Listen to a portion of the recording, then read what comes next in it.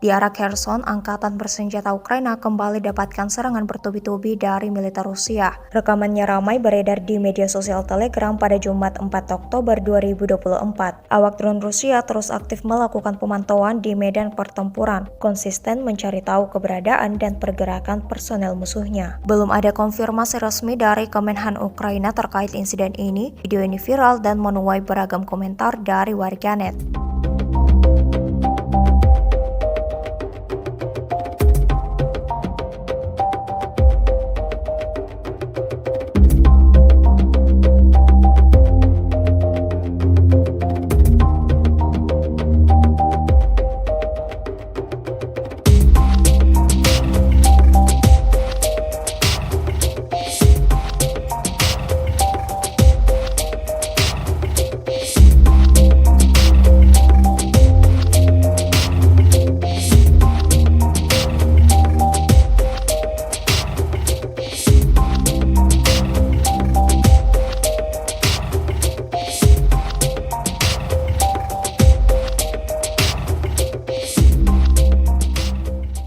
Download Tribun X sekarang, menghadirkan lokal menjadi Indonesia.